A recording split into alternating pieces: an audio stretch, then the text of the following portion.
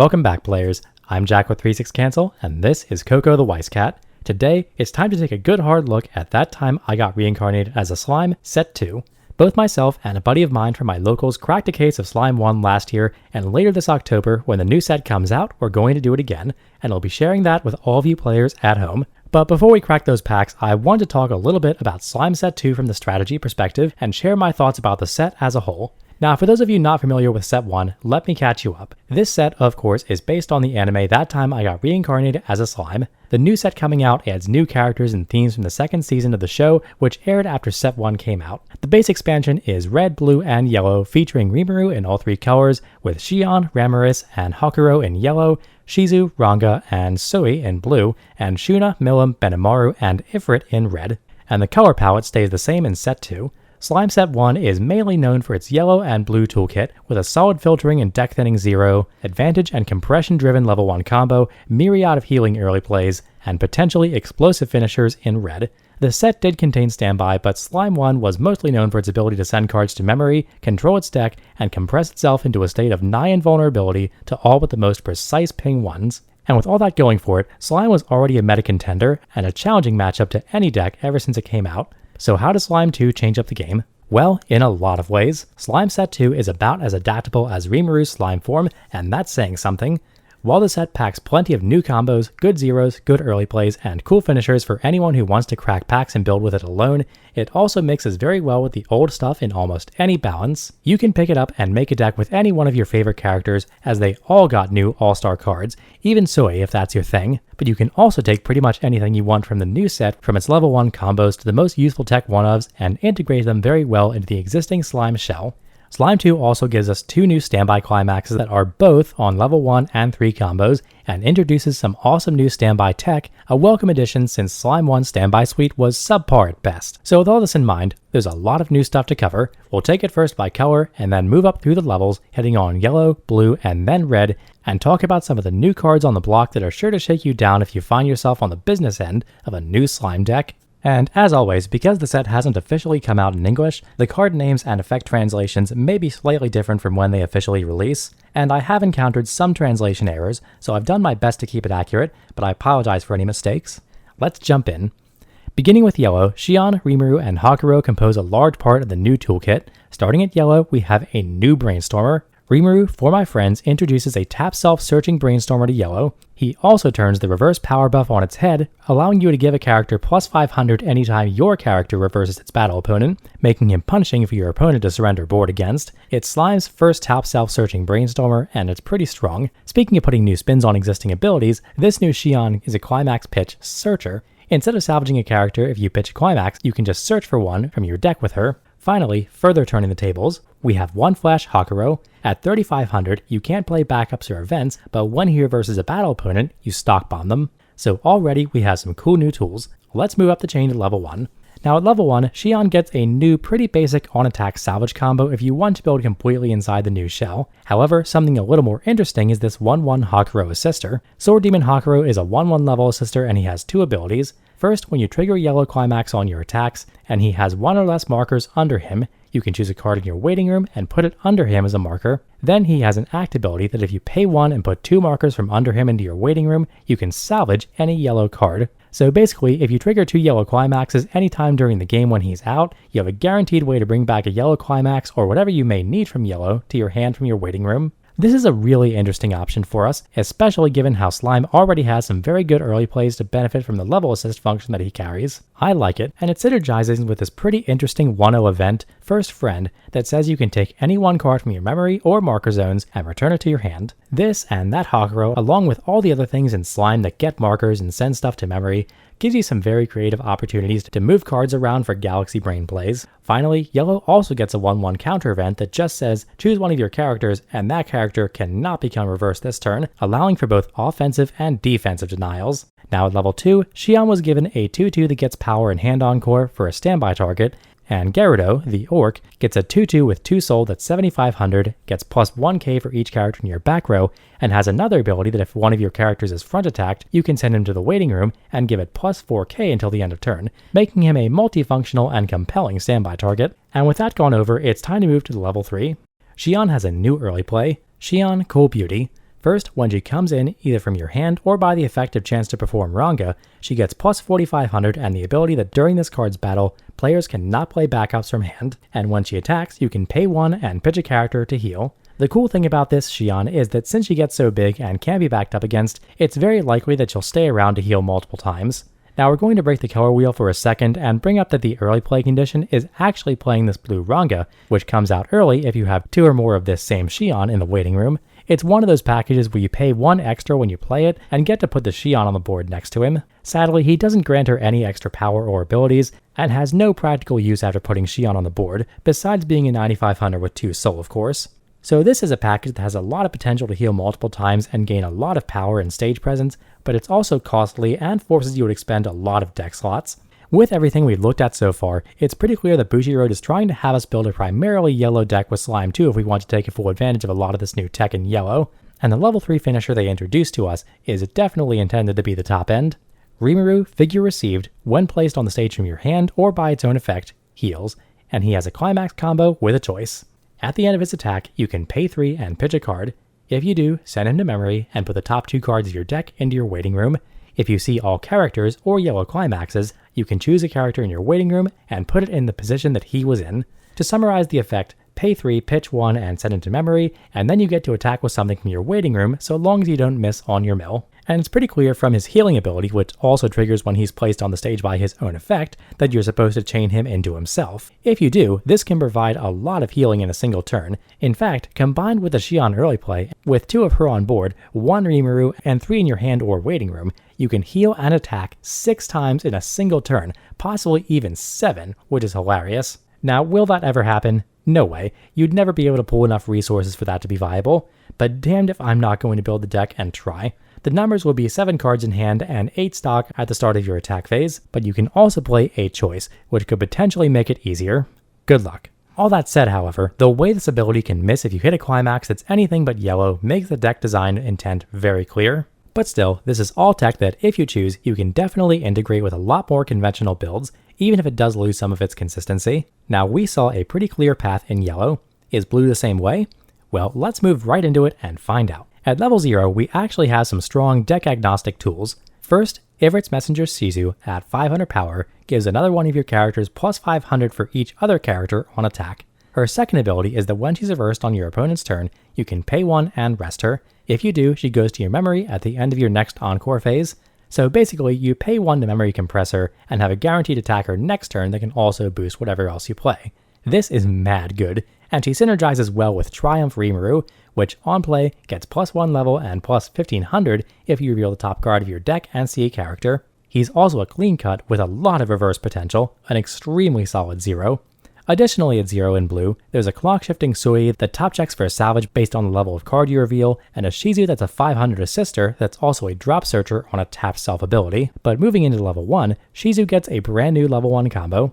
Destined Person Shizu is 4k power and gets plus 1k for each card called Crystal of Wisdom in your memory. Her combo on a pans is that when she attacks, you top check 4 and add a character.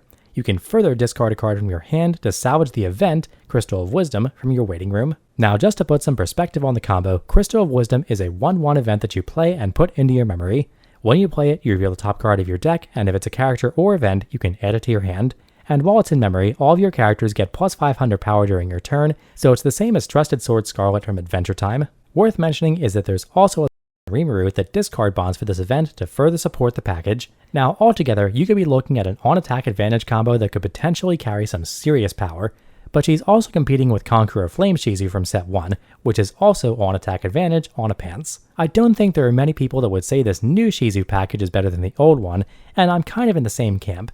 However, if you want to build slime and you can't get your hands on that old Shizu because she's like $40 at the time of this video's editing, this new Shizu combo is pretty compelling and not a bad choice at all for any slime deck. Moving to level 2, another card that benefits from this package and further encourages building from Slime 2's main components is Shizu Truth of the Matter. She's a 2/1 with a few abilities that work with the other cards we talked about so far. First, if you have 2 or more Crystals of Wisdom in your memory, she gives all of your characters in front of her plus 1500 power. Further, when you play her, you can choose a Shizu Destined Person in your waiting room and put it into your stock, making her free to play. And finally, on play, she's a Climax Pitch Salvager. All in all, a really cool and powerful addition to this blue deck we're brewing. But of course, it needs a top end, and going to level 3, that's where Shizu Resolutely Facing Off comes in. When you play her, you can search your deck for a character, and her combo on a book is this. If you have 4 more cards in your memory, on attack with the climax, you burn 4 for free, and then at the start of your encore phase, you put Shizu into your waiting room. So basically, it's Last Shot Xenon, but free. Going to the waiting room also leaves your lanes open, denying your opponent any on-reverse abilities and forcing them to overswing if they get another turn, which is pretty cool. And this is where I'm going to wrap up the discussion on blue. We've seen some pretty cool stuff, both that can be integrated into any deck and also gives you enough options to make something completely new, but it's time to move to red. Now to put this in context, it's no secret that red in Slime 1 was widely considered the worst color. It did have some good tech additions, and many chose to use its explosive finisher as a 1 or 2 of in the meta decks, but it was easy to write off most of the color if you weren't playing Ifrit memes or had a huge love for Shuna or Milim. But don't you dare write off red in Slime 2, because it's good. To drive that home, let's start at a 0 with Milim, it's good. At 1500, she gets plus 2k if you're playing a legal deck, and she's a chaser, meaning you can move her to an open position of your center stage with the character facing her at the start of your opponent's attack phase. Mobile, big, and without any downside or drawback so common to other chasers. A strong start. Next up, there's Tyrant of Destruction Milim. 1k and she gets plus 3k during your turn. Further, you can double trigger by paying 1 when she attacks. Again, strong and solid with no downside. So these are 2 strong front row options, but Milim also has a very cool Brainstormer coming in set 2. Meditating Milim is a tap self salvage Brainstormer with a second ability. If you have another character called Drago Buster Milim, you can pitch a card and send her to the waiting room. If you do, you can top check 3 and add any 1 card to your hand. Now Drago Buster Milim is red's shiny new finisher, and we'll get to her in due time, but before we do, there's a lot of red to cover. And it's not just Milim. Shuna also gets some seriously good new tech, like Shuna in a meeting, which is a salvage Ricky for any character that also gets plus 1500 when she comes in, making her 3500 on the turn she's played. She's solid and gives the old searching Ricky from set 1 a real run for their money. So Red Zero is full of awesome new tools, but wait until you see the level 1. We actually have 2 new combos to showcase. First, there's Pretty Beauty Shuna. At 3k, she has a combo with Smiling Cheeks, which is actually a new kind of climax, a 2-soul trigger that, on play, lets you salvage a character whose level is equal to or lower than yours, and gives up to 2 characters plus 1 soul for the turn. And then her combo is the Bunny Union effect, meaning that on reverse, with her climax, you put the top card of your deck into your stock, and then reveal the top card of your deck. If it's a character, you then add it to your hand. Now you might be wondering how she's going to reverse anything on 3k power. Well, Shuna also happens to be a level 1 reverser. How about them apples? So Shuna is a pretty neat option for us if we're building a red deck, but if you're looking for a more particular side of red, namely standby, Rimuru is here. At 5500, he can't side attack and has a climax combo with the Day History moved, which is of course a standby climax. When he attacks, perform 2 attack triggers instead of 1 at no extra cost. This not only generates a lot of stock, but because it's standby, this is double the chance to trigger a standby climax during your attack phase and create an even more obnoxious board. So if you want to rock 8 standby in Slime, you can use Rimuru to beep up your stock and stage super fast. So yeah, Red's got some really neat new toys at level 1. Moving on to level 2, we have something else that's pretty compelling. Rimuru signing an agreement is a 217k. On attack, if he's facing a level 3 or higher character, he gets plus 6k, making him an anti-early play that might survive to attack again, but he has a second strange ability.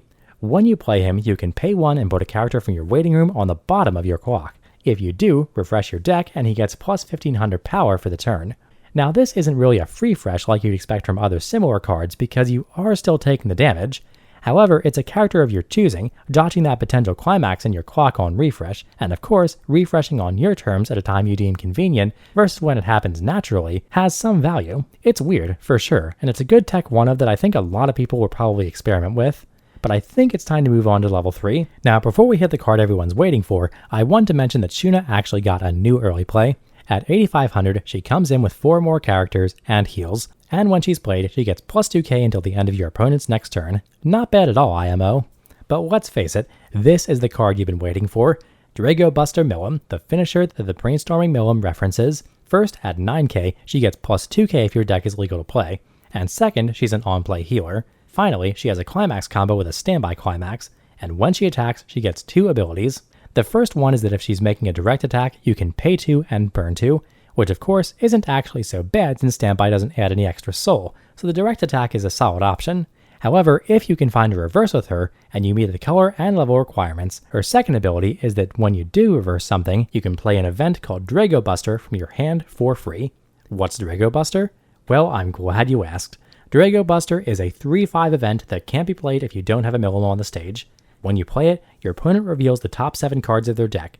Then they shuffle their deck and place the top X cards of their deck into their clock, where X was the number of climaxes they revealed. And you might be wondering why this isn't worded some more conventional way like deal X damage or something. Well, that's very intentional, because damage can be cancelled. This can't.